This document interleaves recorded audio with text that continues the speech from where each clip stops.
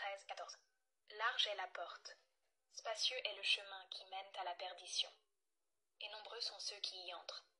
Étroite est la porte, resserré est le chemin qui mène à la vie, et peu les trouvent. Je sais que vous ne croirez peut-être pas ce que je vais vous dire, et ce n'est pas grave. Je ne voulais pas y croire non plus quand ça m'est arrivé. Mais je vais vous dire une chose. Si vous regardez cette vidéo, c'est parce que le Saint-Esprit vous a amené ici. Ce n'est pas un algorithme. Ce n'est pas une coïncidence. C'est un appel urgent, un avertissement divin.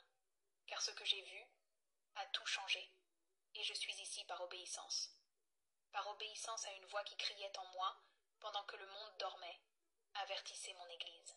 Ils ne sont pas prêts, et cet avertissement a à voir avec ce qui est sur le point de se produire très bientôt, et dont beaucoup se moquent encore, ignorent ou prétendent qu'il s'agit simplement d'une autre doctrine oubliée. Cette nuit-là, je ne jeûnais pas, je ne priais pas, et n'attendais pas de révélation. J'étais fatigué, frustré, vivant ma foi comme beaucoup aujourd'hui, la Bible fermée et le cœur occupé. Mais quelque chose m'a réveillé. C'était comme un poids, comme si le ciel tout entier me fixait. Je n'ai entendu aucun son, je n'ai vu aucune lumière. Je l'ai juste ressenti, comme si j'avais été arraché au présent et projeté dans le futur. Soudain, j'ai vu ce qui semblait être le début de l'enlèvement. Mais ce qui m'a le plus frappé, ce ne sont pas ceux qui sont montés, mais ceux qui sont restés. Et leur nombre était impressionnant. C'est à ce moment-là que j'ai entendu la phrase que je n'oublierai jamais. Peu se lèveront, très peu.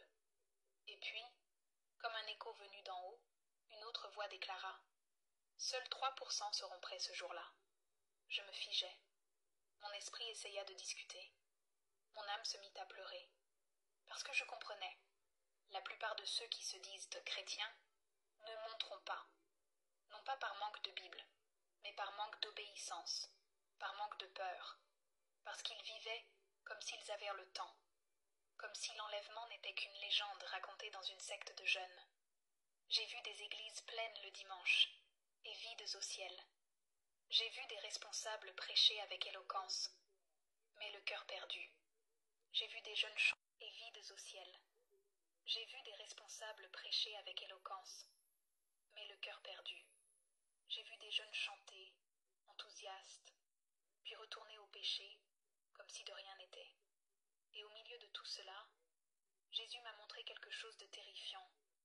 Une foule frappait aux portes du paradis, criant « Seigneur, Seigneur !» Mais entendant de l'autre côté « Je ne t'ai jamais connu ». Cette scène m'a déchiré intérieurement, car j'ai reconnu des visages, des frères, des amis, des gens bien, des gens qui aimaient chanter le paradis, mais qui détestaient vivre une vie sainte.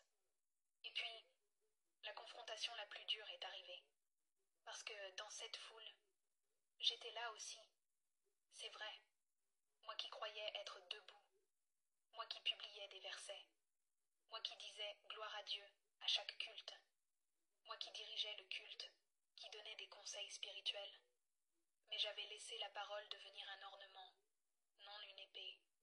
J'étais de ceux qui restaient, non par manque de foi, mais par vanité excessive, pour avoir vécu une foi sélective, pour avoir choisi ce à quoi obéir et ce qu'il fallait ignorer, pour avoir déguisé ma froideur sous l'apparence de la spiritualité.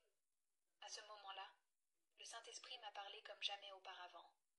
Tu avertiras, tu raconteras ce que tu as vu, tu réveilleras ceux qui dorment, car le temps presse.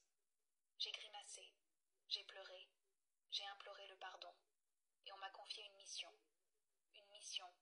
avertir, une mission, crier avant que le silence ne s'installe. Et c'est pour cela que je suis là. L'extase n'est pas une fable, ce n'est pas une métaphore, elle est imminente. Et quand elle se produira, 97% ne seront pas prêts. La question est, l'êtes-vous? Dans la vision que j'ai reçue, il n'y avait aucune confusion, il n'y avait aucun débat théologique, il n'y avait plus de temps pour le doute. Ce que j'ai vu était une séparation visible, claire et définitive. Une ligne spirituelle séparait ceux qui montaient de ceux qui restaient. Et cette distinction n'était pas fondée sur l'apparence, C'était une ligne tracée dans l'esprit,